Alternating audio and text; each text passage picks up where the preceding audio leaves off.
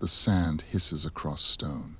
It is midnight in the shadow of the Great Sphinx of Giza, and French scholar Jean-Baptiste Rousseau has just made a discovery that will haunt him until his death 40 years later.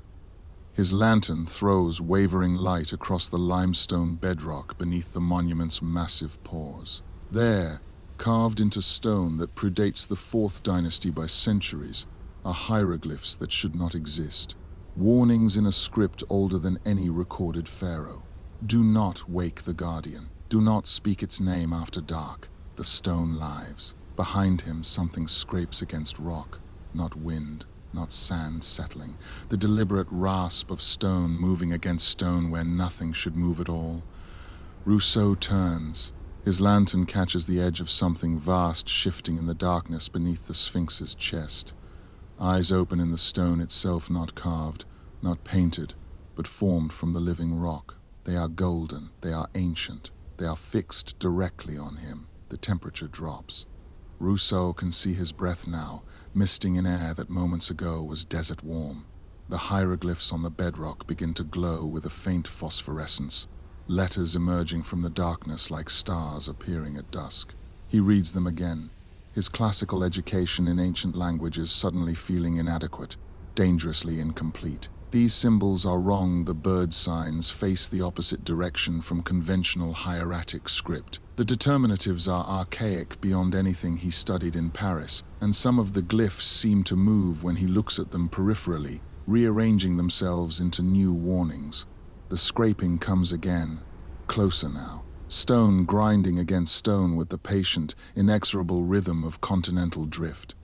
Rousseau's hands shake as he raises the lantern higher, its circle of light revealing more of the excavated space between the Sphinx's massive pores. The French team has cleared 12 feet of sand over the past 3 weeks, exposing the monument's leonine chest and forelegs for the first time in centuries. But they have also exposed something else. The bedrock beneath the Sphinx is cracked, not the natural fissures of limestone subjected to millennia of thermal expansion, but deliberate geometric fractures, perfect lines radiating from a central point directly under the monument's sternum. And in the largest of these cracks, Rousseau now sees what his rational mind struggles to accept. The crack is widening, slowly, rhythmically, like something breathing, like something waking up. It is July 1799. Napoleon's savants have been excavating around the Sphinx for 3 weeks, mapping the monument, clearing sand, recording measurements for the description de l'Egypte. They have been warned by every local guide, every Bedouin elder, every village imam along the Nile.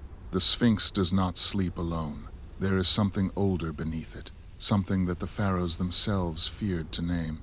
Rousseau had dismissed these warnings as superstition, the fearful imaginings of an illiterate populace clinging to primitive beliefs. He had laughed when old Boutros, the Coptic priest, had pressed a worn papyrus into his hands and begged him in broken French to leave the sand where the old ones placed it. He had ignored the way the Egyptian workers refused to dig after sunset, the way they made signs against evil when passing near the monument's shadow, the way they whispered a phrase in Arabic whenever the Sphinx was mentioned, a phrase his interpreter had refused to translate. The golden eyes blink. Rousseau feels his bladder release, warm urine running down his leg, but he cannot move, cannot look away. The eyes are not simply glowing, they are aware. They see him, they know him. In their depths, he glimpses something that makes his understanding of time feel suddenly, terrifyingly small. These eyes have watched civilizations rise from nothing and crumble to dust. These eyes were old when the first pharaoh placed the double crown upon his head. These eyes have been waiting, patient as the stone they inhabit, for someone to remove the sand that held them closed. The stone shifts again. Rousseau's lantern goes out. In the absolute darkness that follows, he hears something that will echo in his nightmares for the remaining 42 years of his life. A voice, not speaking French, not speaking Arabic or Coptic or even the ancient Egyptian he has laboriously learned from temple inscriptions.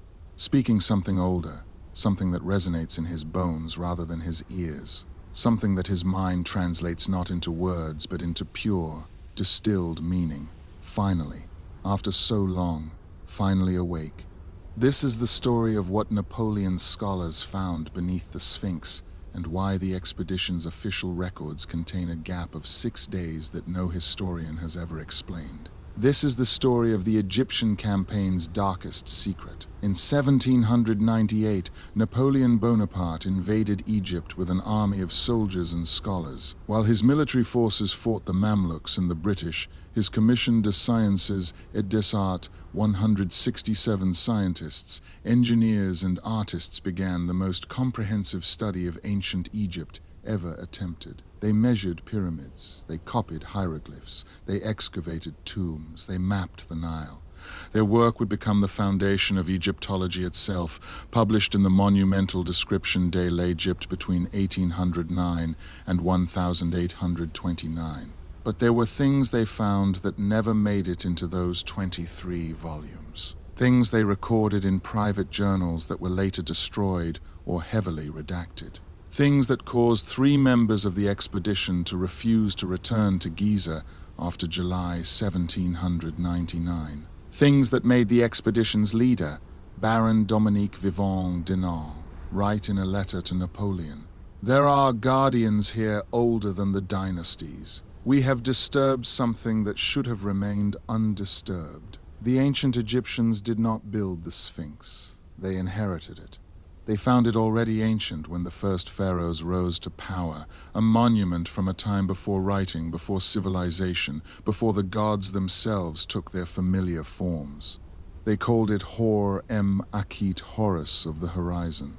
But they also called it by older names, names that appear in no temple inscription, names whispered only in the darkest religious texts. Seshep-Ankh, the living image, Shesep-Hra, the living stone. The Sphinx was not meant to be a monument. It was meant to be a prison.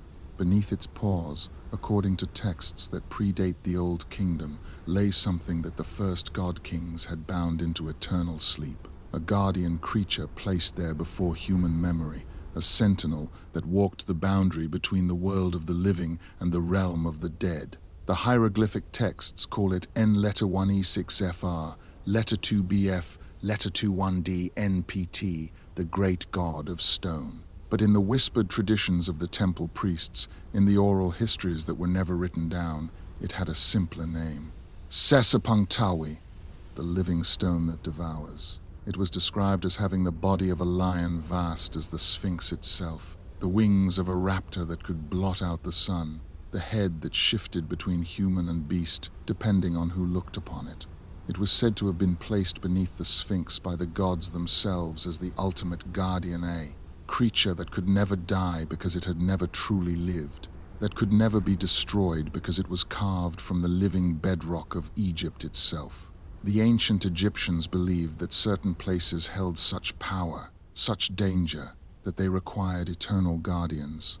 The Sphinx was built not to honor a pharaoh, but to keep something contained, to mark a threshold that should never be crossed, to warn future generations, do not dig here, do not excavate, do not disturb the stone. Napoleon's scholars ignored those warnings.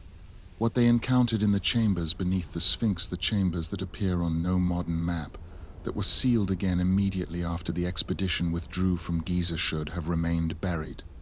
But 6 men witnessed it. 3 died within the year. 2 refused to ever speak of it again. And one, Jean-Baptiste Rousseau, spent the rest of his life trying to convince anyone who would listen that the myths were not myths at all. This is the dark story of the Sphinx guardian, the creature that the pharaohs themselves feared, the living stone that woke when French shovels broke through the seal that had held for 4,000 years.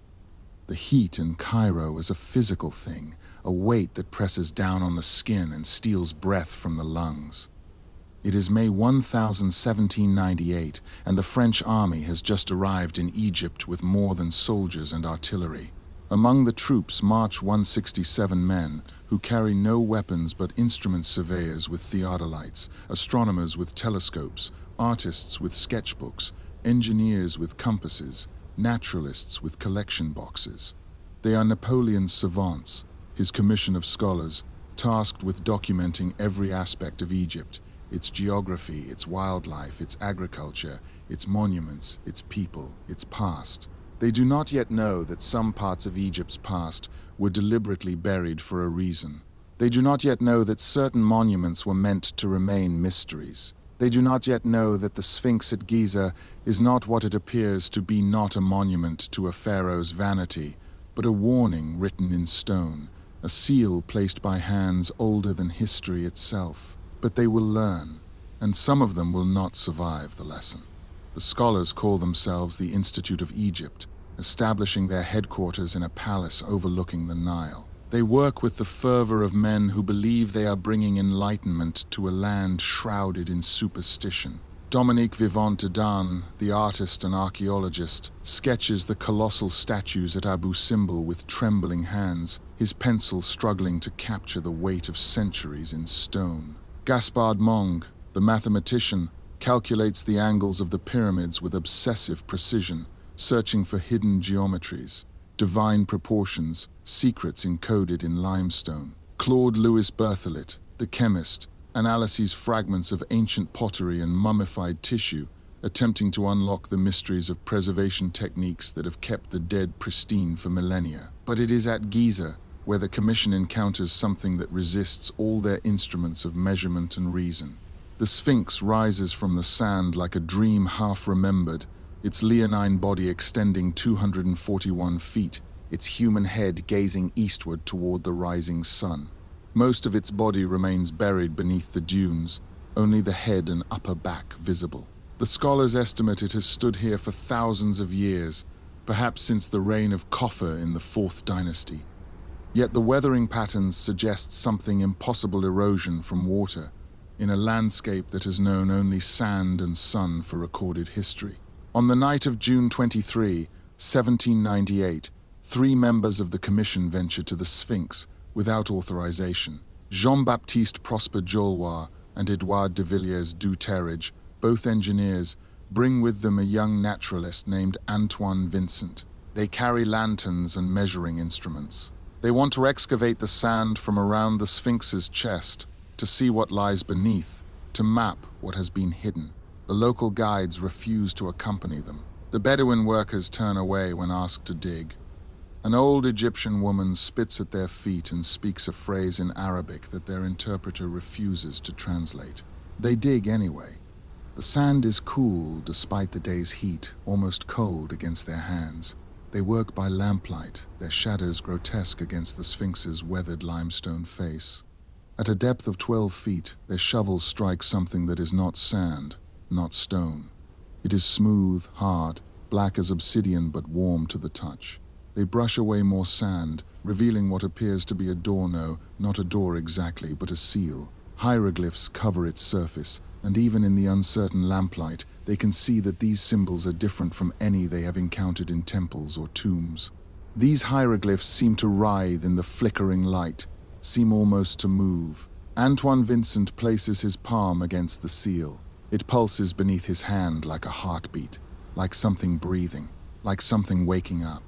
When Napoleon's scholars first approached the Sphinx in June 1798, they found it almost completely buried in sand. Only the massive head protruded above the desert floor, weathered by millennia of wind and sun, its nose long since destroyed, its beard broken and scattered, the body, the paws, the base all invisible beneath waves of sand that had accumulated for centuries. Local Arabs called it Abu al-Hol, the father of terror, and refused to camp near it after dark. The Mamluks who controlled Egypt told stories of travelers who vanished near the monument, of sounds that came from beneath the sand when the moon was dark, of shapes that moved in the shadows of the limestone when no living thing should be there. The French dismissed these stories as superstition. Baron Vivant Denon, the expedition's artistic director, wrote in his journal, "The natives fear this monument with a dread that speaks of ignorance rather than knowledge. We shall illuminate what they have left in darkness." It was a sentiment he would come to regret. The Sphinx had not always been buried. Historical records suggested cycles of burial and excavations stretching back through the dynasties. Thutmose IV, ruling in the 18th dynasty around 1400 BCE, claimed in the dream stele erected between the Sphinx's paws that he had cleared the sand after the monument appeared to him in a vision, promising him the throne of Egypt if he freed it from the desert's embrace. But even Thutmose's inscription referred to the Sphinx as ancient beyond reckoning, already ancient when his ancestors first unified the two lands. The stele's hieroglyphs spoke of it as Hor-em-Akhit, Horus of the horizon, but also used older phrases, words that predated the conventional hieroglyphic system, symbols that even the priests of Thutmose's time could not fully interpret. The pattern repeated across centuries, excavation followed by deliberate reburial. Ramesses II had cleared it. Marcus Aurelius, the Roman emperor, had ordered its restoration during his reign. Each time, within a generation or two, the sand returned. Sometimes naturally, carried by desert winds. Sometimes, according to fragmentary papyri found in temple archives, not naturally at all. A Ptolemaic-era text discovered later in Alexandria referenced the sacred duty of covering and mentioned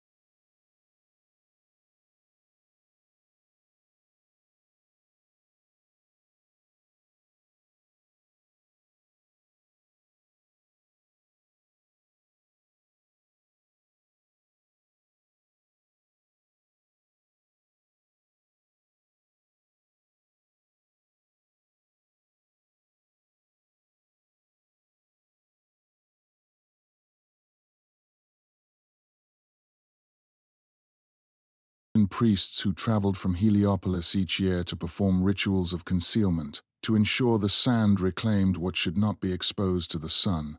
The French scholars found evidence of this pattern everywhere. Denon's sketches documented layers of sand compacted with a density that defied natural deposition. Monge's calculations revealed that the rate of sand accumulation around the Sphinx exceeded that of every other monument in the Giza complex by a factor of 7. Berthollet analyzed the sand itself and found it chemically distinct higher concentrations of limestone dust, as though groundstone had been mixed with desert sand deliberately, creating a barrier more permanent than either substance alone. But it was the testimonies of the local population that should have given them pause. An elderly Coptic priest named Butros, whose family had served as guardians of Christian monasteries in the area for generations, visited the French camp. He brought with him a manuscript in Coptic Greek and Arabic a palimpsest that had been copied and recopied for 1,000 years. The text was fragmentary, but its warning was clear. The guardian sleeps beneath the guardian. The seal holds while the sand covers. The sand covers while the stars turn. When the sand is removed, the seal weakens. When the seal weakens, the sleeper stirs. When the sleeper stirs, the door opens. When the door opens, the hunger returns. Denon recorded this visit in his journal but noted dismissively, "Apocalyptic ravings dressed in the language of mysticism. We have found similar texts in every culture, always predicting doom when knowledge advances." He sketched Butros's face as he spoke, captured the fear in the old man's eyes, the way his hands shook as he held the ancient manuscript. The sketch survives. The priest does not. His body was found 3 days later at the base of the Sphinx, every bone broken, his face locked in an expression that Denon himself described as beyond the capacity of fear, something closer to recognition. The Sphinx appears in Egyptian religious texts as early as the 4th dynasty, but the texts themselves suggest it was already ancient then.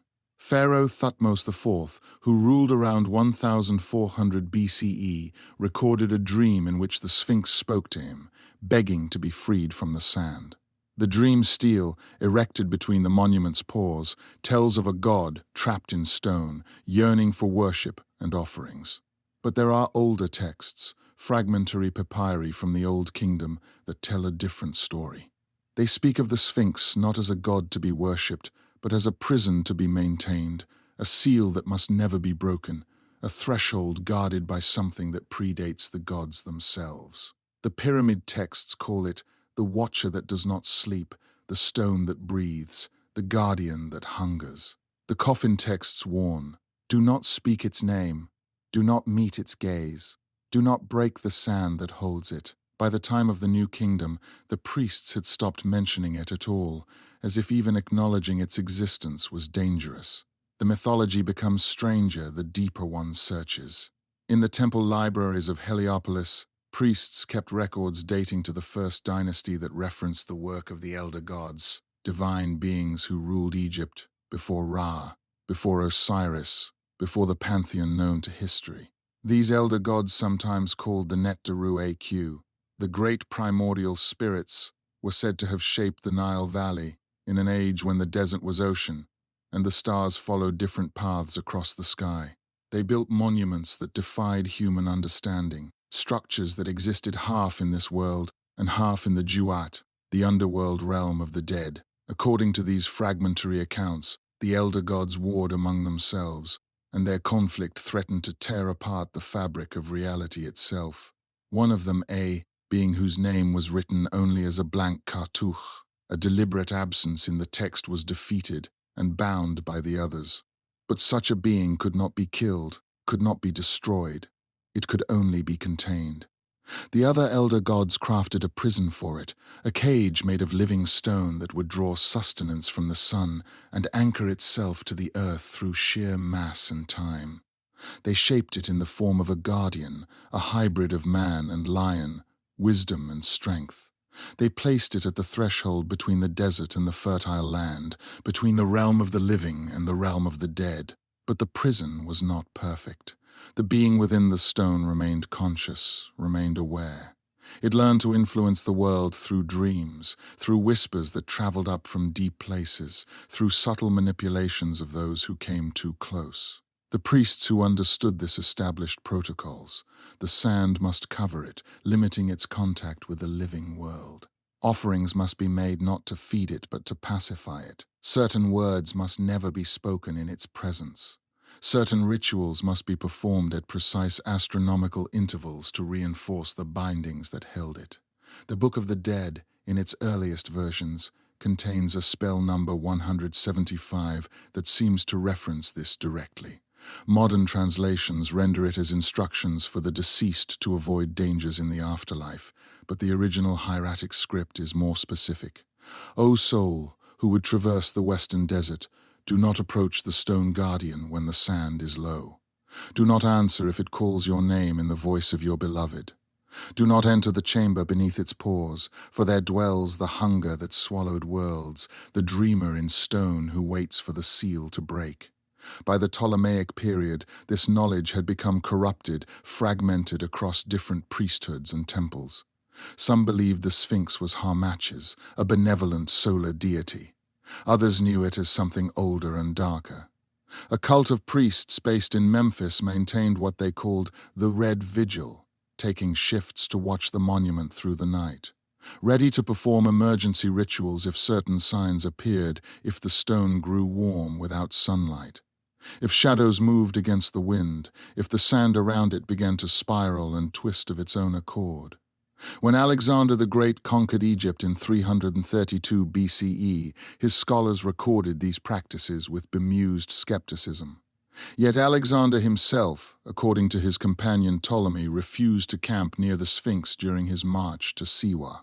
He gave no explanation, but those who were with him noted that he had dreamed for 3 nights before reaching Giza, and on the morning of the 4th day he ordered his army to march through the night to avoid stopping within sight of the monument.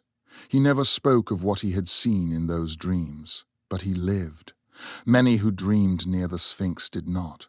On July 3, 1799, a team of French engineers under the direction of scholar Edme-François Jomard began clearing sand from around the Sphinx's base. They worked with hundreds of Egyptian laborers, moving tons of sand with shovels and baskets, exposing stone that had not seen sunlight in centuries. The local workers grew increasingly agitated as the excavation progressed. Several refused to work after the chest of the Sphinx began to emerge, citing old warnings passed down from their grandfathers' grandfathers. One foreman, an elderly Copt named Basilios, told Jomard through an interpreter, "This sand was placed by the old ones for protection. It keeps the stone quiet. If you remove all of it, the stone will wake." Jomard recorded the warning in his notes with obvious skepticism.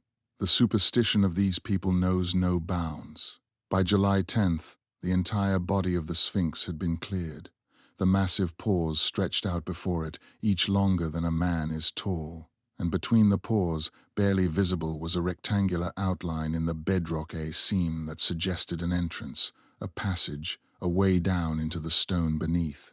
The exposed limestone revealed details that troubled even the rational minds of the French scholars. The weathering patterns were inconsistent. The body showed deep erosion consistent with water exposure, impossible in this arid climate for thousands of years. More disturbing were the marks on the stone itself. What appeared from a distance to be natural fissures and cracks resolved, upon closer inspection, into patterns, grooves that spiraled and intersected with mathematical precision. Symbols that resembled no known hieroglyphic system, more ancient even than the archaic script of the First Dynasty. Denon spent 3 days attempting to sketch them, but complained in his journal that they resist accurate reproduction, as though the eye cannot quite focus on their true form. The excavation revealed something else, something that had remained hidden beneath centuries of sand. The pores were not simply carved from bedrock, but were gripping something. Between the massive leonine claws, partially crushed by their weight, were objects, fragments of statues, offerings, carved tablets. Most were conventional, small shabti figures, broken pottery, amulets bearing the cartouches of various pharaohs. But mixed among them were older things, stone carvings of creatures that matched no animal in nature, elongated heads with too many eyes, serpentine bodies with human hands, forms that seemed to shift and change depending on the angle of viewing. Berthollet examined several of these artifacts and noted that they were fashioned from types of stone not found in Egypt, not found anywhere in the Mediterranean world as far as he knew. The workers' unease became fear, then panic. On July 12, 3 laborers collapsed simultaneously while digging near the Sphinx's southern flank. They convulsed, screamed words in a language the interpreters did not recognize, not Arabic, not Coptic, not even the ancient Egyptian that the scholarly dragoman had learned. When they recovered consciousness hours later, none of them remembered the incident. All 3 bore identical marks on their hands, small burns in a circular pattern, though they had touched nothing hot. All 3 refused to return to the site. Within 2 days, 40 more workers had abandoned the excavation. Jomard pressed forward. He was convinced the rectangular outline between the pores marked the entrance to a burial chamber or temple complex. He ordered his remaining workers to clear the area completely, to expose whatever lay beneath. They worked in shifts now, no Egyptian willing to remain at the site after sunset. Even the French soldiers assigned to guard the excavation seemed reluctant, standing well back from the monument, clutching their muskets with white knuckles. On July 18th, they cleared the last of the sand from between the pores. The rectangular outline was indeed a door, or, rather, a plug, a massive block of granite fitted so precisely into the bedrock that no mortar was needed to seal it. The granite itself was unusual, containing veins of black mineral that Berthollet could not identify. Hieroglyphs covered every inch of the plug's surface, and these symbols the scholars could read. They were warnings. Hundreds of warnings, layered one atop another, as though generations of priests had added their voices to an urgent message. Sealed by order of the high priests of Ra in the 13th year of Khufu. May no hand break this seal until the stars fall from heaven. The sleeper dreams of hunger. Let it dream. Let it never wake. We bind you with the word of power. We bind you with the weight of stone. We bind you with the passage of ages. Sleep eternal, prisoner of the elder gods. And at the very center, in hieroglyphs so deeply carved, they seemed almost gouged into the stone, a final message. We who place this seal do so knowing we doom ourselves to be forgotten. Let this monument have no name. Let no record tell what lies beneath. Let the sand cover our work and the wind erase our memory. Some doors must stay closed forever. Jomard ordered the seal broken on July 20th. It took 3 days and 400 pounds of black powder to crack the granite plug. When it finally shattered, a sound emerged from the darkness below, not wind, not the settling of ancient stone, but something that several witnesses described as breathing, deep, slow, rhythmic, like something enormous drawing breath after a very long sleep. Jean-Baptiste Rousseau was the first to descend into the chamber. At 29 years old, he was one of the youngest members of the commission, a linguist and artist who had taught himself to read hieroglyphs through comparison with Coptic texts. He carried a rope, a lantern, and a notebook as he lowered himself through the narrow opening between the Sphinx's pores on the night of July 14th. The passage descended at a steep angle, cut through solid limestone, walls smooth and precise in a way that suggested tools more advanced than copper chisels. After 30 feet, the passage opened into a chamber roughly square, ceiling low, walls covered entirely in hieroglyphic text. But these were not the hieroglyphs of any known period. The signs were older, cruder, arranged in columns that read from top to bottom in the archaic style. Rousseau's hands shook as he copied them by lantern light. The text repeated the same phrases over and over. The stone lives, the stone watches, the stone hungers. Do not wake it, do not name it, do not break the seal. And at the bottom of the north wall, in letters twice as large as the rest, "IT knows you are here." Rousseau's journal from that night survives, housed in the archives of the Bibliothèque Nationale de France. The handwriting deteriorates across its pages. The first entries are neat, methodical, the careful observations of a trained scholar. By the final page, the letters sprawl and overlap, written by a hand that could barely hold the pen steady. He described the chamber as circular, rather than square. A discrepancy, he noted himself, writing in the margin. I wrote square above. I was wrong. Or it changed. I don't know which possibility disturbs me more. He described the hieroglyphs as moving when viewed in peripheral vision, rearranging themselves, forming new warnings with each shift of the lantern light. But it was the content of the inscriptions that truly unnerved him. They were not the standard religious formulas found in tombs and temples. They were documentation, a record of something that had happened long before the pyramids rose, before the dynasties began, before human civilization as the Egyptians understood it had taken its first steps.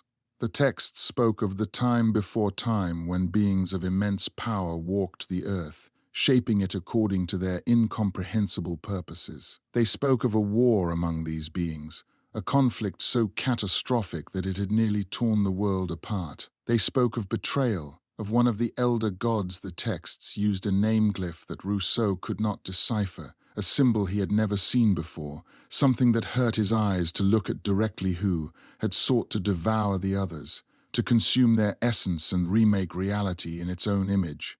The other elder gods had prevailed, but barely.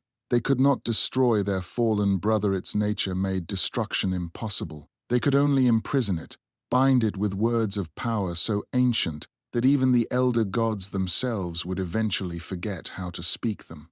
They crafted a vessel for their prison, living stone, animate limestone that would draw consciousness and will from the sun itself, maintaining the binding through sheer focused awareness across millennia. They shaped it as a guardian, a warning, a threshold marker, and they buried it deep, beneath layers of sand and silence, hoping that future civilizations would understand the implicit message. Do not dig here, do not disturb this place. Leave what is buried buried. But the texts also contained something else, something that made Rousseau's blood cold as he read by flickering lamplight. They contained instructions not for maintaining the seal, but for breaking it. Step-by-step directions for undoing the bindings, for waking what slept, for opening the door that the elder gods had sealed. Why would the priests who carved these warnings also include the means of unleashing what they warned against? Rousseau copied the instructions mechanically, his hand moving across the page, even as his mind recoiled from what he was recording. Only later, after he had emerged from the chamber, did he understand the instructions were a test. Anyone who could read them, anyone who possessed the knowledge to decipher these ancient glyphs, would also understand why they must never be followed. The instructions were not a guide, but a final warning. We know you can do this, they seemed to say.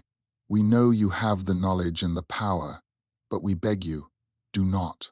At the bottom of the eastern wall, Rousseau found fresher carvings, additions made thousands of years after the original texts. These were in conventional Middle Kingdom hieroglyphs, easier to read. They were messages from later priests who had discovered the chamber, each adding their own desperate plea. Sealed again in year 7 of Amenemhat III. 42 men died to place the stones back. Their sacrifice must not be wasted. Resealed in year 4 of Thutmose III after the foreign raiders broke through. The sand must remain. The sand is mercy. Resealed in year 1 of Ptolemy II. It spoke to me in dreams. It knows my name. I add my seal and pray no one comes after. Rousseau was underground for 4 hours. When he emerged, his hair dark brown. When he descended, had turned completely white. He was 30 years old when he entered the chamber. He looked 60 when he climbed out. He spoke to Jomard in a hoarse whisper. There is another passage, deeper. The chamber is not the end. It goes down further, much further, and there is something at the bottom. Then he collapsed. He would live for another 17 years, but he never spoke another coherent word. He spent his remaining days in a hospital in Marseille, drawing the same symbol over and over on any surface available, the name glyph of the imprisoned god, the sign that hurt to look at, the mark that should not exist. The excavation team found a second passage leading deeper on July 16th. This one descended almost vertically, requiring ropes and harnesses to navigate safely.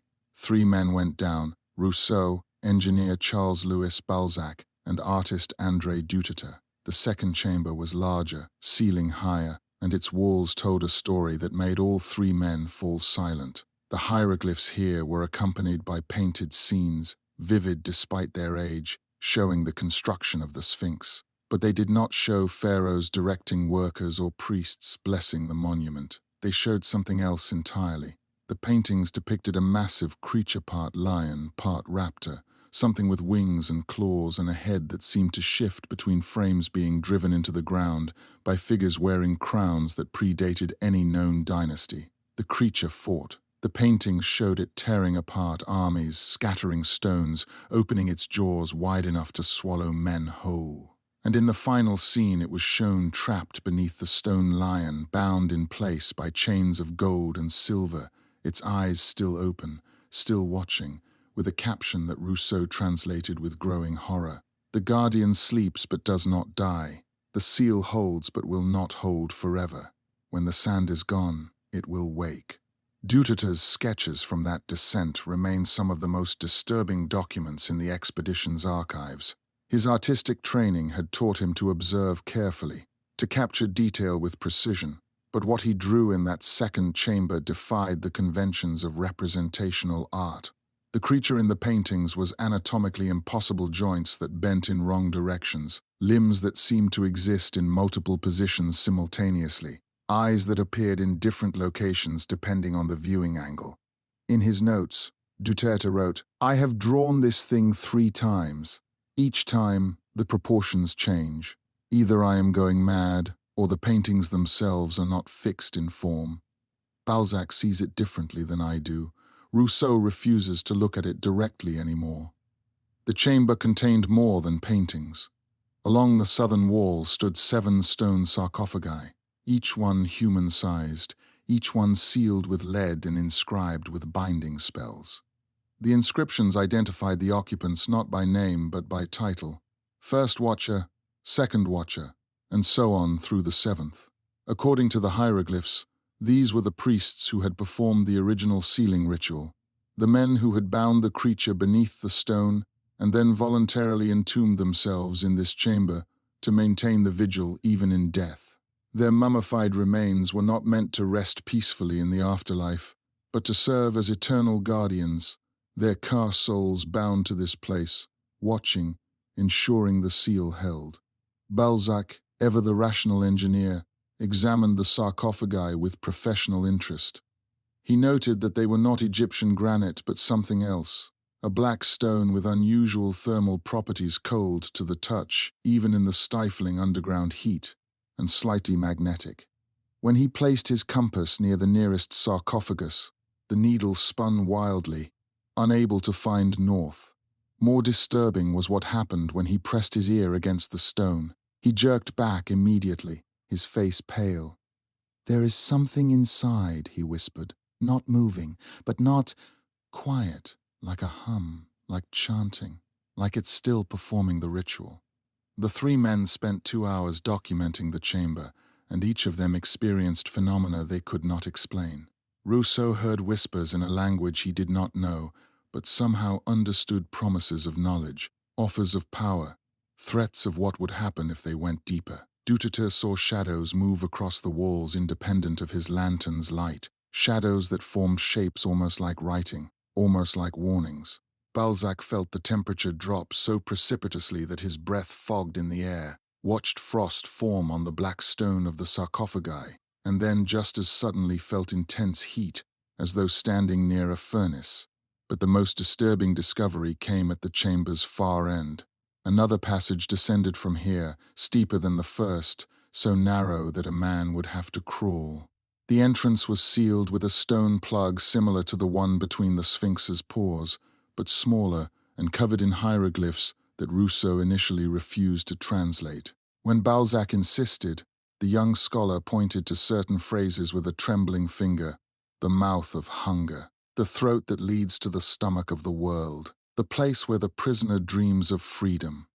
And, most chilling of all, Beyond this point, the seven watchers cannot protect you. Beyond this point, you enter the dream, and in the dream it knows you. Carved into the stone above the narrow passage was a date in the ancient Egyptian calendar, which Rousseau calculated corresponded to approximately 10,500 BCE, thousands of years before the first pharaohs, before the pyramids, before anything in Egypt's known history. Below the date was a single line of text in those same archaic hieroglyphs that hurt to look at directly. Rousseau translated it aloud, and as he spoke the words, all three lanterns flickered simultaneously. On this day, we buried the last war. May the earth forget. May the stars turn away. May no one ever remember what we were, what we fought, what we imprisoned here. Forgive us for what we do. Forgive us for what we leave behind. Duterte made one final sketch before they ascended a detailed rendering of the narrow passage entrance. In his drawing, barely visible in the darkness beyond the sealed opening, he included something none of them had mentioned to each other, something each man had seen but had been too frightened to acknowledge. A faint glow, deep in the passage, pulsing slowly like a heartbeat, like something breathing, like something waiting. When they emerged from the second chamber, they found that 6 hours had passed, though by their watches and the consumption of their lamp oil, they had been below for only 2. Time moved differently down there, and as they climbed out into the Egyptian night, they heard it, all three of them, simultaneously, unmistakably, a sound from deep beneath the Sphinx. A grinding like stone moving against stone, like something shifting its weight, like something starting to wake. The night of July 18th brought the first undeniable signs that something was wrong. The excavation had exposed a third passage, this one leading horizontally from the second chamber toward what the team believed might be a burial shaft or offering chamber. But as the sun set and the team prepared to explore further the next morning, sounds began echoing up from the depths. Not the settling of stone or the whisper of sand, deliberate sounds. Scraping, grinding, the rasp of something massive shifting position in the dark. Baron Denon, who was staying in a tent near the Sphinx that night, wrote in his journal, "At approximately 11 o'clock, a vibration ran through the ground beneath my cot. It lasted perhaps 5 seconds, accompanied by a sound like stone rubbing against stone deep below. I attributed it at first to a minor earthquake, but then it came again, and again, rhythmic, deliberate, as if something beneath the monument were breathing. By midnight, the entire excavation team was awake. The sounds had grown louder, more distinct. They seemed to be coming from multiple directions at once, from beneath the Sphinx's paws, from inside the monument's body, from the passages they had opened. Several of the Egyptian laborers fled into the desert. Those who remained huddled around fires, refusing to approach the monument until daylight.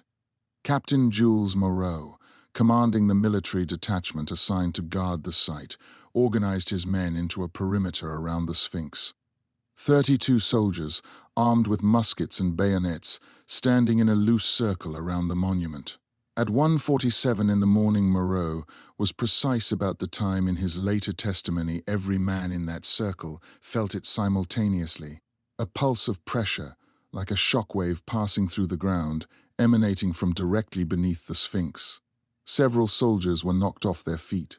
One man's musket discharged accidentally, the shot echoing across the empty desert, and in the silence that followed, they heard something new. It was a voice, or something like a voice. It came from the passages beneath the Sphinx, resonating up through the opened chambers, but also impossibly from the stone of the monument itself, as though the limestone were vibrating with speech. The sound was not quite language, but not quite random noise either. It formed patterns, rhythms, cadences that the human ear wanted to interpret as words, even though the mind could not quite grasp their meaning. Several soldiers later reported hearing their names spoken in voices belonging to dead relatives. Others heard commands in ancient Egyptian despite not knowing the language. Denon, who understood some hieroglyphic Egyptian, claimed he heard phrases from the chamber inscriptions. "The seal weakens, the sand is gone, the dreamer wakes." At 2:15, the French sentries posted on top of the Great Pyramid nearly half a mile away sent a runner with an urgent message. They could see movement around the Sphinx. Not people, not animals. Shadows that moved wrong, that flowed across the sand like liquid, that seemed to have depth and substance despite being cast by nothing. Through their telescopes, they had watched these shadows circle the monument, growing denser, more solid, until they appeared almost corporeal dark forms the size of men, but shaped like nothing that walked on two legs. Jamad, determined to find a rational explanation, took a lantern and approached the entrance between the Sphinx's paws, despite Moreau's protests. He later wrote that as he drew within 10 feet of the opening, the temperature dropped so sharply that ice crystals formed on his lantern glass. The sounds from below intensified no longer rhythmic breathing, but something more complex. Layers of noise, scraping, grinding, and beneath it all, a low sustained tone that he felt in his chest rather than heard with his ears. A frequency that made his heart skip beats, that caused his vision to blur at the edges. Then the lantern went out, not a gradual dimming but an instantaneous extinguishing, as though something had reached out and snuffed the flame. In the darkness, Jamad saw or thought he saw a faint phosphorescent glow deep in the passage, the same pulsing light Duterte had sketched. And it was moving, coming closer, rising up from the depths like something surfacing from deep water. Jomara, he was not ashamed to admit it in his later reports.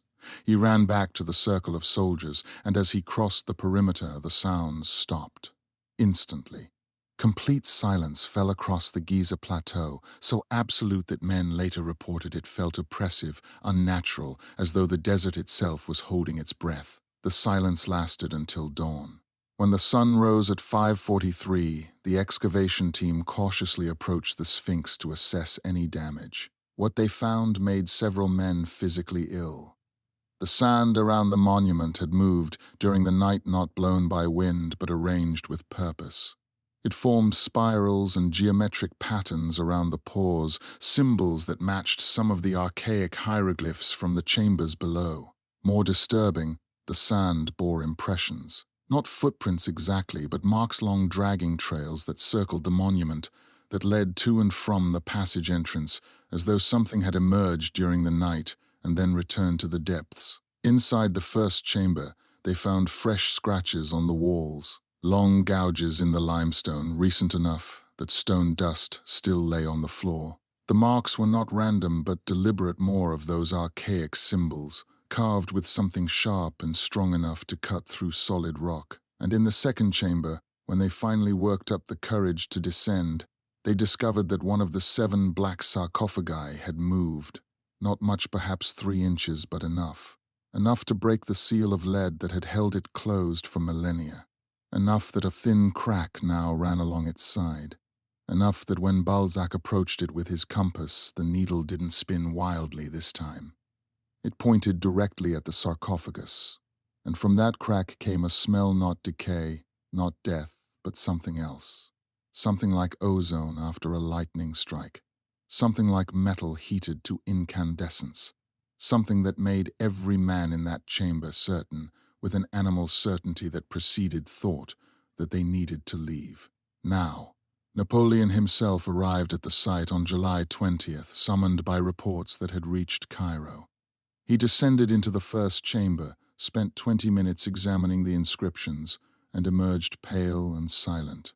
He ordered the excavation suspended immediately. All passages were to be sealed again. The sand was to be returned to its original position. The Sphinx was to be reburied. When Jamad protested, citing the scientific value of their discoveries, Napoleon replied with unusual intensity, "There are some things, Jamad, that science is not yet ready to understand, and some doors that, once closed, should remain closed forever." Against the advice of Baron Denon and the protests of the remaining Egyptian workers, Rousseau insisted on descending into the third passage on the morning of July 19th. He went alone, carrying only a lantern and his notebook, convinced that the sounds were caused by natural settling of stone disturbed by the excavation. The passage was narrower than the previous 2, forcing him to crawl in places, and it descended at a sharp angle into absolute darkness. After what he estimated to be 60 feet, the passage opened into a chamber, unlike anything he had seen before. This room was not carved by human hands. The walls were smooth but irregular, organic in their curves, as if melted rather than cut. And in the center of the chamber, illuminated by his guttering lantern, was a structure that should not exist. It looked like a sarcophagus, but it was enormous, 15 feet long, carved from a single piece of black granite, lid sealed with gold and silver bands covered in hieroglyphs. But these hieroglyphs were not warnings. They were binding spells, the same phrases repeated hundreds of times, spiraling around the sarcophagus in concentric rings.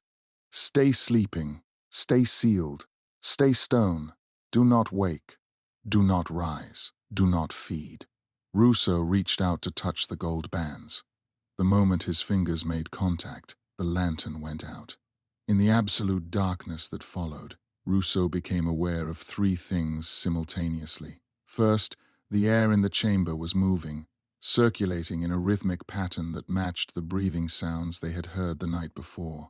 Second, the temperature was rising not gradually but in waves, pulses of heat that seemed to radiate from the sarcophagus itself. Third, and most terrifying, the darkness was not complete. A faint bioluminescent glow emanated from the hieroglyphs on the gold bands, pale green, pulsing in time with the breathing, with the heat, with something that was definitely not his own heartbeat. Rousseau's journal entries from after his emergence are fragmentary and increasingly incoherent, but they provide the only account of what happened in that chamber. He wrote that he heard the voice again, but this time it was not reverberating through stone. It was inside his head, speaking directly into his thoughts, in a language he had never learned but understood perfectly. The voice did not threaten. It did not demand. It simply spoke, and in speaking revealed truths that Rousseau's mind was not equipped to process. The sarcophagus, the voice explained, did not contain a body. It contained an essence, a fragment of consciousness belonging to one of the elder gods, the one whose name could not be written, whose form could not be fully perceived by human eyes, whose nature existed partially outside the dimensional space that humans experienced as reality. The Sphinx above was not built to honor this being, but to pin it, to serve as a weight, anchoring it to this place, preventing it from spreading, from reforming, from regaining its full power. The monument was a prison, yes, but also a plug holding back something that wanted to pour through into the world like water through a crack in a dam. The voice told Rousseau that the binding had been perfect for thousands of years. The weight of stone, the power of the spells, the watchfulness of the 7 priests in their black sarcophagi all had combined to keep it dormant, dreaming, contained. But the excavation had changed everything. By removing the sand, the French had weakened the seal. By opening the passages, they had created channels through which it could extend its awareness. By touching the gold bands, Rousseau's fingers still rested on them, frozen, unable to pull away. They had created a direct connection, a bridge across which consciousness could flow. And it was flowing now. Rousseau could feel it entering his mind, exploring his memories, his knowledge, his understanding of the world. It was not hostile, not exactly. It was curious. It wanted to know what had changed since it was imprisoned, how the world had evolved, what these new humans were like compared to the old ones who had sealed it away. It sifted through Rousseau's thoughts with the casual thoroughness of a scholar examining an interesting text, and in doing so it let him see what it saw. Rousseau experienced a vision, whether induced by the entity or produced by his own mind breaking under impossible strain. He could never be certain. He saw the world as it had been before the elder gods fell, when they walked openly across the earth and shaped reality according to their whims. He saw cities that were not built but grown, living architecture that breathed and moved and thought. He saw the sky filled with forms that were neither birds nor clouds, but something else, geometries that existed in more dimensions than 3. He saw the war, the conflict between the elder gods that had nearly destroyed everything, and he understood, with a clarity that seared itself into his memory, that what lay trapped beneath the Sphinx had not been defeated, because it was weak, but because it had been betrayed by those it considered allies. The entity showed him what would happen if the seal broke completely. Not destruction, not exactly. Transformation. The world would be remade according to patterns that predated human existence, reorganized along principles that human minds could not fully comprehend. It would not be extinction, but obsolescence. Humanity would find itself living in a reality no longer structured for its survival, like fish suddenly required to breathe air, like birds commanded to swim in stone. When Rousseau's lantern suddenly reignited, he never determined how, he found himself lying on the chamber floor, several feet from the sarcophagus. His notebook lay open beside him, filled with writing he did not remember producing. The handwriting was his own, but the language was not pages and pages of those archaic hieroglyphs, the ones that hurt to look at, forming what appeared to be a detailed set of instructions. Instructions for breaking the remaining seals. Instructions for opening the sarcophagus. Instructions for releasing what lay within. He crawled back through the passage, emerged into daylight, and discovered that 18 hours had passed.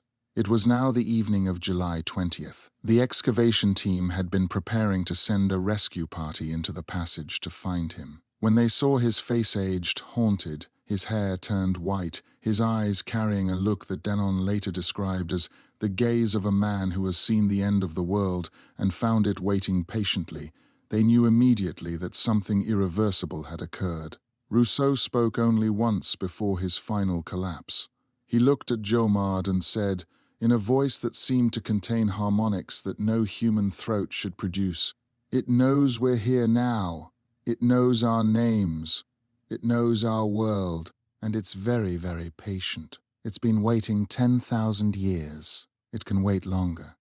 But every time we dig, every time we disturb the sand, every time we touch what was meant to stay sealed, we make it easier for it to wake.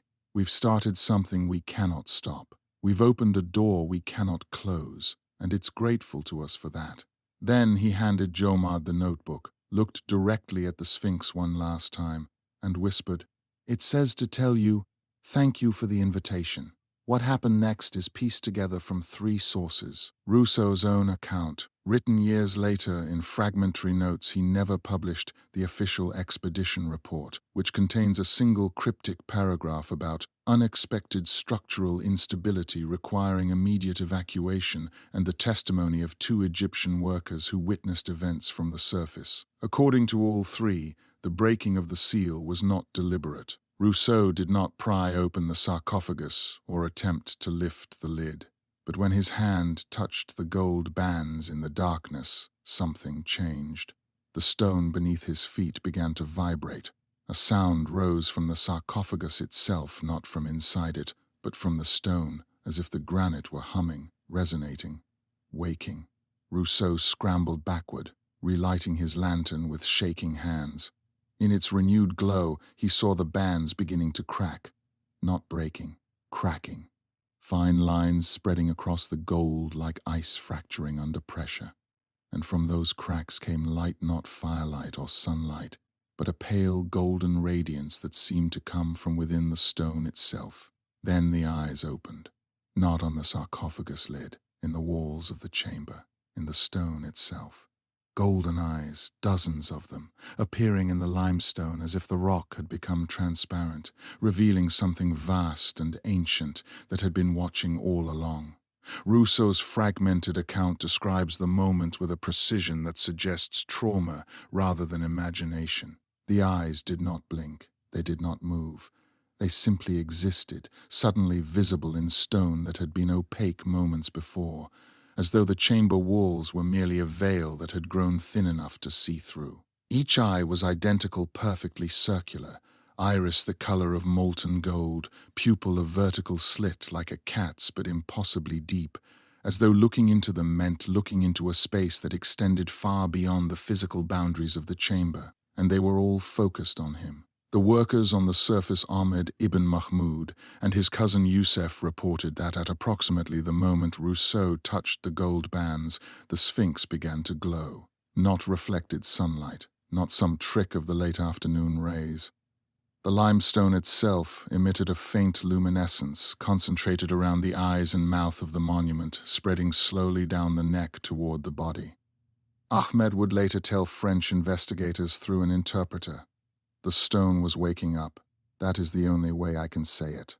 Like when you watch a sleeping man and you see the moment his soul returns to his body. The Sphinx was remembering it was alive." Inside the third chamber, the vibration intensified. Rousseau felt it in his bones, in his teeth, in the fluid of his inner ear, disrupting his balance. The humming sound resolved into something more complex, layered frequencies that seemed to form words, though not in any language he recognized. The sarcophagus remained sealed, but the cracks in the gold bands widened, and through them the light grew brighter. In his notes, Rousseau wrote, "I understood then that the sarcophagus was not a container. It was a focal point. What was sealed there was not inside the stone, it was everywhere, diffused through the bedrock of the Giza plateau, woven into the molecular structure of the limestone itself. The sarcophagus served as its consciousness, its awareness, the single point where it could gather itself enough to think, to perceive, to act. We had not been excavating a tomb. We had been digging into the body of something vast and old and aware." The cracking of the gold bands accelerated. Rousseau could see the silver beneath beginning to tarnish, turning black as if centuries of oxidation were occurring in seconds. The binding spells inscribed on the bands began to fade, the hieroglyphs losing their sharp edges, blurring into meaninglessness. And as the spells weakened, the presence in the chamber grew stronger. The temperature spiked. Rousseau later estimated it reached over 120 degrees Fahrenheit in a matter of seconds. The air became thick, almost liquid, difficult to breathe.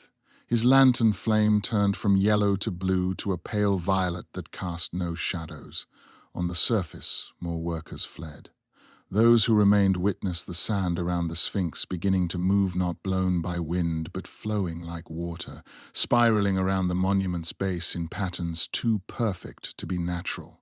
The exposed bedrock between the pores began to show hairline fractures, spreading outward in geometric patterns. And from the opened passages came a sound that made several men fall to their knees in prayer, a deep, resonant tone that seemed to come from the earth itself, rising and falling like breathing, like the heartbeat of something enormous waking from a very long sleep.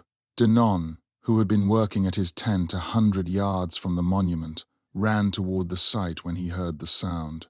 His journal records what he saw. The air above the Sphinx appeared to shimmer and distort, as though heat were rising from the stone, but the distortion had structure, almost like something taking shape, like smoke trying to remember how to be solid. I saw what I can only describe as a form, vast and vague, extending upward from the monument toward the sky. It had mass without substance, presence without physicality, and it was aware. It saw me. I know it saw me. I felt its attention land on me like a physical weight, and in that moment I understood with absolute clarity that we had made a catastrophic mistake. Inside the third chamber, one of the gold bands finally shattered completely. The sound was like crystal breaking, clear and sharp and final. The piece fell away, clattering against the sarcophagus lid, and where it had been, raw stone was visible, but the stone was moving. Not crumbling, not shifting, moving, pulsing, like flesh, like muscle beneath skin. Like something flexing after being held rigid for 10,000 years. His notes described the journey back through the narrow passage as nightmare, the walls seeming to contract around him, the darkness behind him filled with a presence that followed, that flowed after him like water seeking lower ground. He could hear the eyes opening in the passage walls behind him, could feel them watching his retreat. The humming sound pursued him, grew louder, resolved further into something that was almost language, almost comprehensible, almost. He burst out into the first chamber, then scrambled up the steep passage to the surface. When he emerged between the Sphinx's pores, he found the excavation team in chaos. The ground was shaking, not the sudden jolt of an earthquake, but a sustained tremor, rhythmic, deliberate. The Sphinx's luminescence had intensified, bright enough now to be visible in the late afternoon sun. And from the passages below came a sound that every man present would remember for the rest of his life. Laughter, not human laughter, not the laughter of joy or humor. The laughter of something that had been patient for an unimaginable span of time and had finally felt the first loosening of its bonds. Jomard gave the order to evacuate. The workers needed no encouragement. Within 15 minutes, the site was abandoned. The French scholars and soldiers retreated to a camp 2 miles distant and watched as the sun set behind the Giza plateau. And in the gathering darkness, they saw the Sphinx glow brighter, saw the luminescence spread from the monument down into the sand, into the bedrock, into the earth itself, spreading like roots, like veins, like the neural network of something vast finally remembering how to think. Rousseau. He does not remember the climb back through the narrow passage, only that his hands were bleeding when he emerged into the pre-dawn light between the Sphinx's paws. Behind him, the sound from the depths had grown into a raw stone grinding against stone, but with an organic quality that suggested breath, movement, hunger. The ground beneath the Sphinx began to crack, not small fissures but deep fractures radiating out from the monument's base in all directions. Baron Denon ordered an immediate evacuation. The remaining workers fled. The scholars grabbed what instruments and notes they could carry and withdrew to a safe distance. And as the sun rose over the Giza Plateau on July 20th, 1799, they watched something emerge from beneath the Sphinx. It came slowly, deliberately, stone moving like flesh, limestone flowing like water. First a claw, massive and golden, not carved but formed from the living rock itself.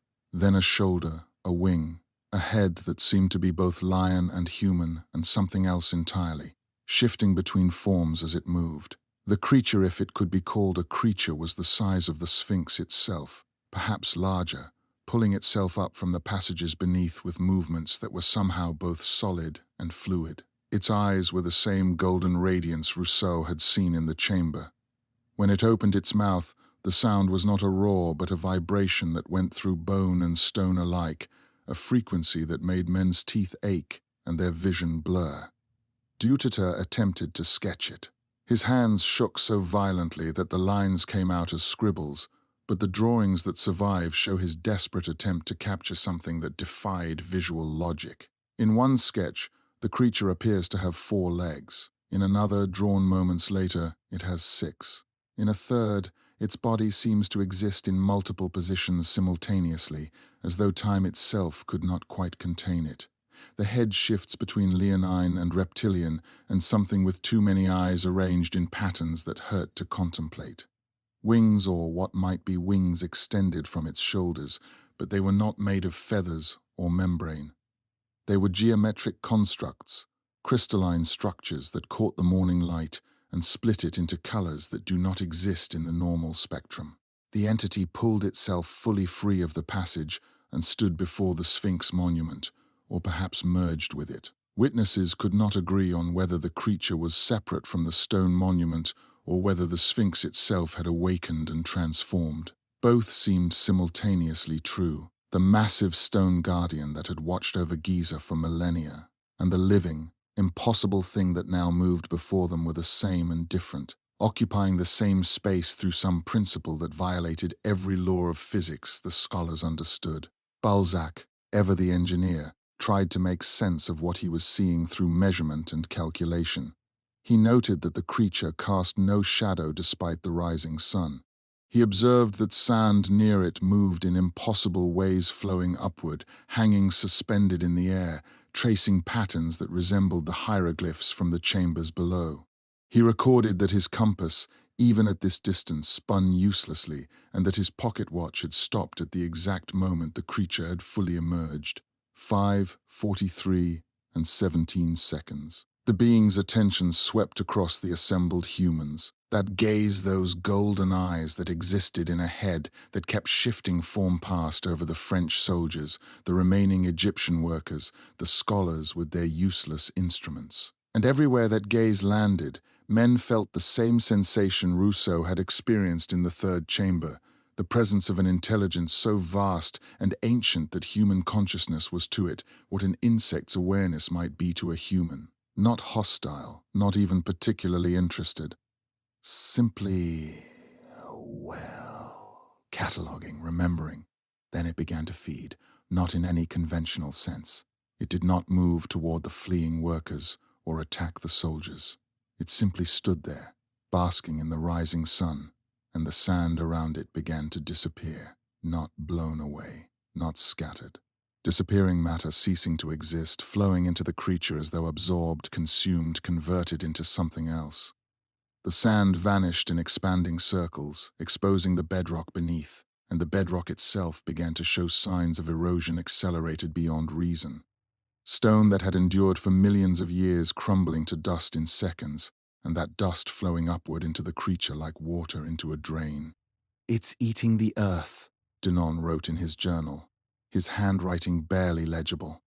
Not consuming it for sustenance as an animal eats, absorbing it, converting it, making it part of itself. The more it takes, the more solid it becomes, the more defined its form grows. We did not release a prisoner. We released a process. We removed the seal from something that was deliberately starved, deliberately kept in a state of near non-existence. Now it remembers what it means to be real, and it is hungry for reality itself. The soldiers fired. A volley of musket balls at maximum range, lead shot traveling through the morning air toward the entity. The creature did not flinch, did not move. The musket balls struck its surface and stopped, not bouncing off, not penetrating, but stopping as though they had struck not stone but the idea of stone, the conceptual boundary between solid and void. The lead hung suspended against the creature's flank for several seconds, then began to tarnish, corrode, and finally sublime directly from solid to vapor without passing through liquid thermodynamics inverted, causality optional. Captain Moreau ordered his men to fall back. There was no point in military resistance against something that existed partly outside the physical laws that governed bullets and bayonets. The French retreated in good order toward Cairo, and behind them, the entity that had been sealed beneath the Sphinx for 10,000 years continued its slow, patient consumption of the world around it. It grew more defined with each passing minute, more solid, more present. The golden glow of its eyes intensified. The sound of its breathing, if breathing was the right word for the rhythmic expansion and contraction of something that was stone and not stone, echoed across the plateau. As the last of the French scholars crested a distant dune and looked back, they saw the creature spread its wings, those geometric impossibilities that caught light and twisted it into wrongness, and the Sphinx monument behind it began to crack, not collapsing, transforming. The limestone of the ancient guardian flowing into the entity, feeding it, making it more real with every ton of absorbed stone. The prison had become food. The seal had become sustenance, and with each moment of feeding, with each cubic foot of reality consumed and converted, the entity that the elder gods had imprisoned grew closer to remembering its full power. Jomard, watching through a telescope from relative safety, made one final note before the expedition abandoned the site entirely. It has not moved from that spot. It simply stands there, eating the world one grain at a time, patient as stone because it is stone, because it has been stone for 10,000 years and knows how to wait. But it is also awake now, and awake it hungers. God help us all. We have fed it Egypt. What happens when Egypt is no longer enough? The guardian did not pursue them. It rose to its full height beside the Sphinx, stone wings spreading wide enough to cast shadow across the entire excavation site, and then it simply stood there, motionless, watching. For 6 hours, it did not move. The French expedition remained at a distance, observers rather than scholars now, witnessing something that defied every natural law they knew. Then, as the sun reached its zenith, the guardian lowered itself back into the earth. The stone flowed again, sealing the passages, filling the chambers, erasing all evidence of the excavation. By sunset, the monument looked exactly as it had before they had begun, sand and stone, weathered and ancient, with no sign that anything beneath it had ever moved. Baron Denon ordered the immediate resealing of all passages, and the return of sand to its original position around the Sphinx. Napoleon, when informed of the events, issued a direct order. No mention of the Guardian was to appear in any official record. The excavation was to be attributed to structural instability. All sketches were to be destroyed. All detailed notes were to be confiscated and sealed. The description de l'Egypte would include measurements of the Sphinx, surface recordings of hieroglyphs, but nothing about what lay beneath. 3 members of the expedition, Rousseau, Balzac, and Dutertre, were ordered to return to France immediately and to never speak publicly of what they had witnessed. Napoleon's response to the crisis was characteristically decisive and ruthlessly pragmatic. He arrived at the Giza site on July 21st with a contingent of 200 soldiers and issued orders that revealed either extraordinary foresight or extraordinary fear. Those who knew him best could never agree which. Every document related to the underground chambers was to be collected and placed under military seal. Every sketch, every journal entry, every fragment of copied hieroglyphs. Jomard protested that they were destroying irreplaceable scientific data. Napoleon's response, witnessed by 5 officers, was uncharacteristically blunt. There are discoveries that advance human knowledge, and there are discoveries that end human civilization. This is the latter. We seal it, we bury it, and we forget it ever happened. But Napoleon understood something the scholars did not. The Guardian's retreat was not defeat but patience. In a private conversation with Denon recorded in Denon's personal diary, which was not published until 1847, long after both men were dead, Napoleon revealed that he had descended into the first chamber himself during his brief visit. He had seen the hieroglyphs. More importantly, he had felt the presence that still lingered there, the awareness that pervaded the stone. "It let us see it," Napoleon told Denon. "It wanted us to know it was there." This was not an escape. It was a warning, or perhaps an introduction. It showed us what it could become if fully awakened, then retreated to demonstrate that it chooses to remain dormant. For now, it is teaching us the terms of a bargain we do not yet understand. The resealing operation took 11 days and required the labor of over 300 Egyptian workers, many of whom had to be coerced or paid extraordinary sums to approach the site. They refilled the passages with sand mixed with limestone rubble and sealed the entrance between the Sphinx's pores with a granite plug. But they did not use the original plug. That stone, cracked during the initial excavation, was deemed compromised. A new plug was quarried, carved, and placed, inscribed with hieroglyphs copied from the Rosetta Stone rather than the binding spells from the chambers below. The workers were told they were restoring an important monument. They were not told what they were helping to reseal. The 7 black sarcophagi in the second chamber posed a unique problem. The one that had moved, the one with the crack in its side, could not be properly resealed. Balzac, in his final report before departing for France, noted that the crack had widened during the Guardian's emergence, and that the smell coming from inside had changed no longer ozone and heated metal, but something organic, something that suggested whatever had been preserved inside for millennia was no longer entirely dead. Napoleon's solution was characteristically direct. The entire second chamber was to be filled with rubble, burying the sarcophagi under tons of broken limestone. If the seals could not be restored, the chambers themselves would become tombs. The French left behind a guard not officially and not acknowledged in any military record, but 12 soldiers volunteered to remain at Giza, ostensibly to protect the monuments from looters. In reality, they were watchers, maintaining a vigil that would continue, in various forms, for the next 2 centuries. They camped a quarter-mile from the Sphinx, never closer, and their orders were simple. Observe any unusual activity, report any sounds or lights emanating from the monument, and under no circumstances attempt to excavate. Their presence was explained to the local population as a standard archaeological guard. The locals knew better, but said nothing. They had always known the Sphinx required watching. Rousseau, Balzac, and Dutertre were placed on a ship to France on August 3rd. All 3 were given generous pensions on the condition of absolute silence about the excavation. Rousseau, whose mind had already begun to fragment, kept the condition easily. He could not speak coherently about anything.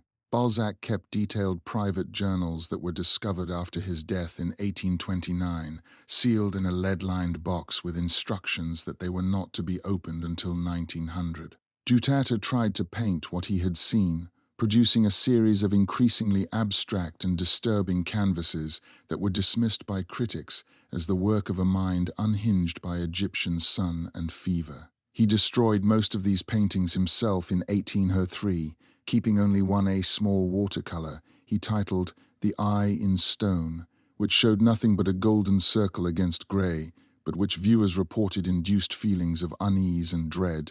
The painting vanished from his estate after his death and has never been recovered.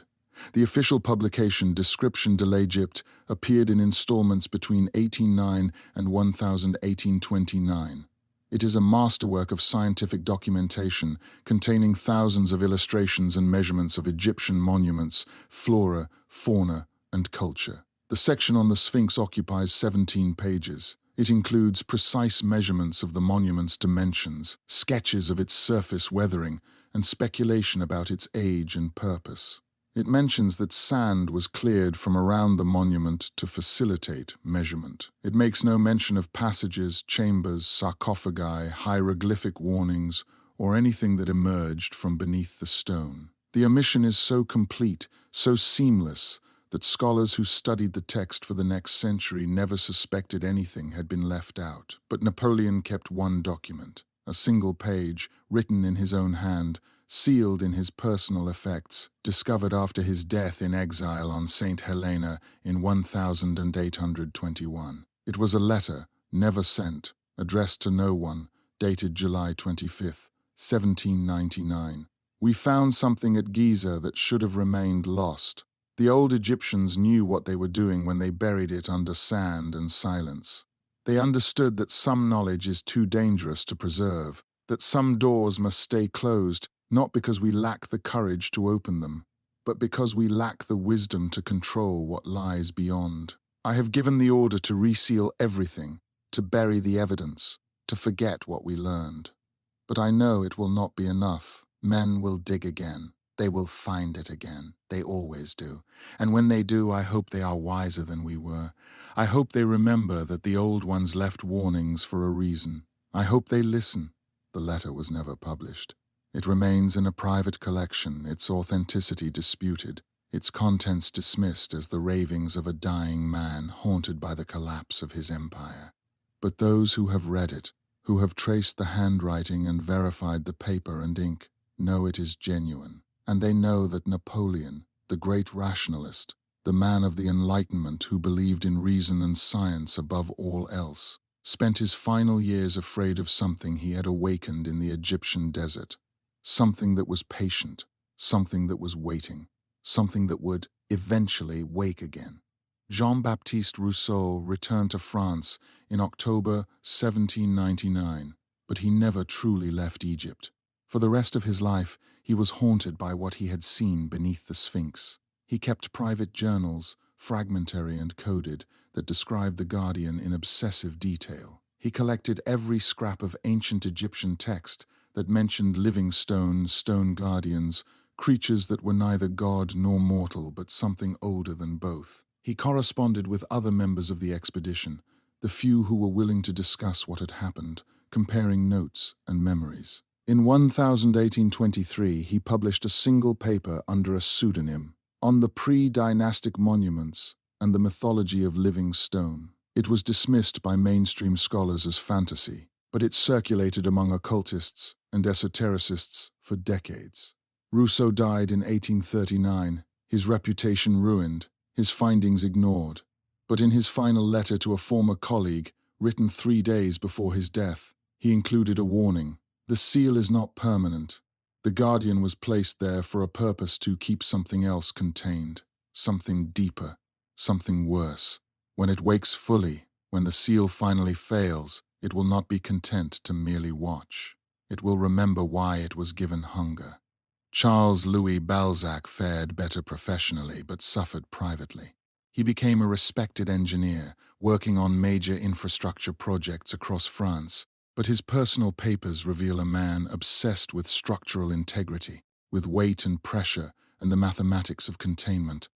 He calculated repeatedly, obsessively, how much force would be required to keep something buried, how deep one would need to go to ensure permanent containment, what thickness of stone could hold back something that existed partially outside physical law.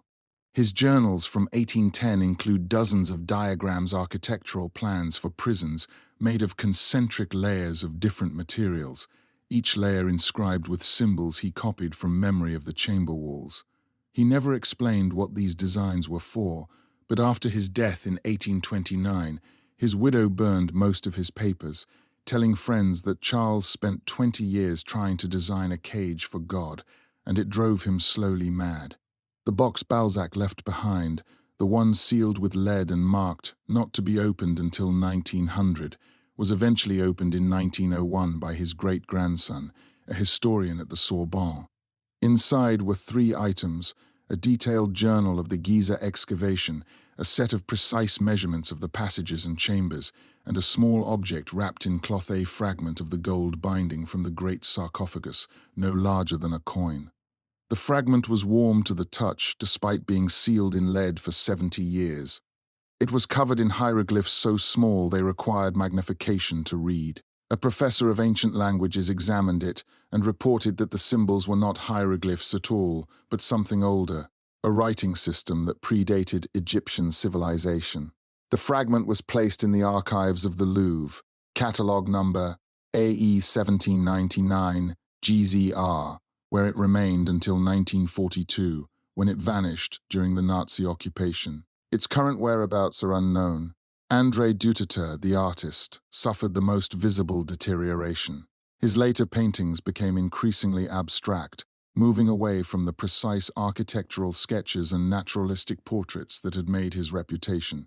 He painted The Guardian obsessively, dozens of versions, each one different, each one trying to capture something that he insisted cannot be properly seen with human eyes, only glimpsed, only approximated. Critics called his later work degenerative, evidence of artistic decline and possible mental illness. But scholars who studied the paintings in the 20th century noted something curious. When photographed, the paintings appeared different than when viewed directly. Geometric patterns invisible to the naked eye emerged under certain lighting conditions. Proportions that seemed random revealed mathematical relationships when measured precisely.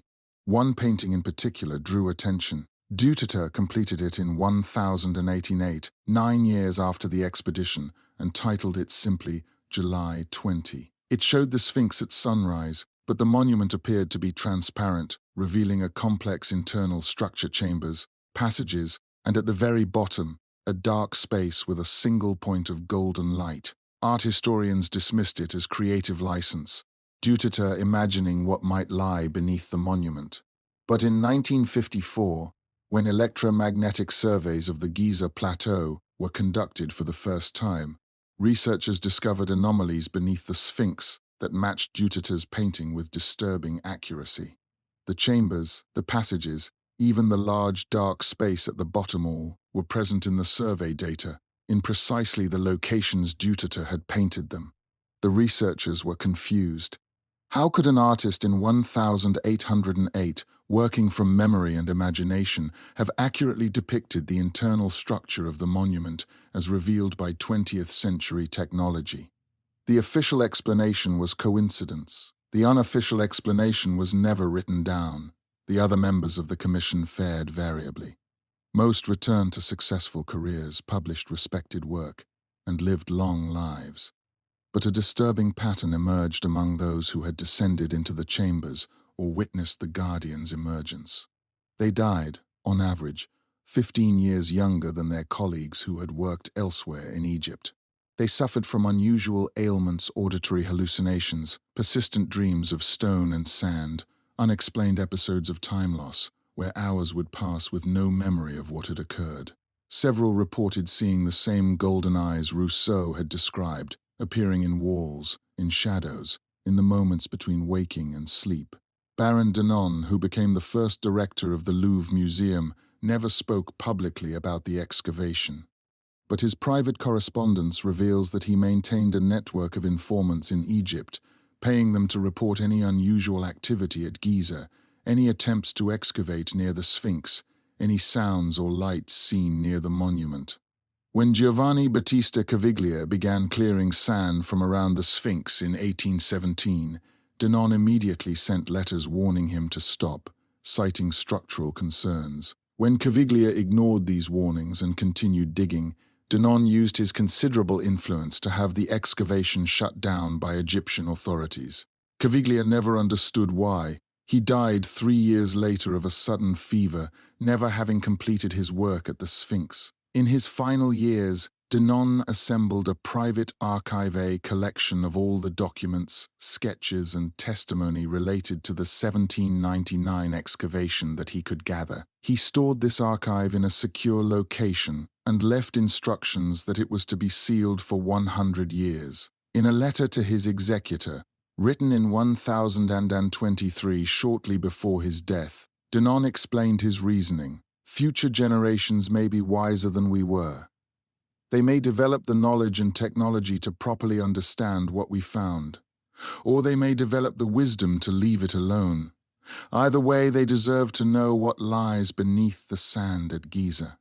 They deserve to know that the ancient Egyptians were not superstitious primitives, but careful custodians of something that required eternal vigilance. They deserve to know that we broke that custodianship, and they deserve to decide whether to restore it or finish what we began. The archive was opened in 1923, exactly 100 years after Denon's death. By then, Howard Carter had just discovered Tutankhamun's tomb, and Egyptology was experiencing unprecedented public fascination. The documents from Denon's archive were examined by scholars from the British Museum and the Egyptian Museum in Cairo. Their official statement declared the materials interesting historical curiosities containing fanciful accounts likely influenced by the stress of military campaign and the exotic environment. The documents were catalogued and filed, and deep in the bureaucratic archives of both institutions, where few researchers ever venture, they remain testament to something that academic consensus insists never happened, but which those who read the primary sources cannot quite dismiss as pure invention.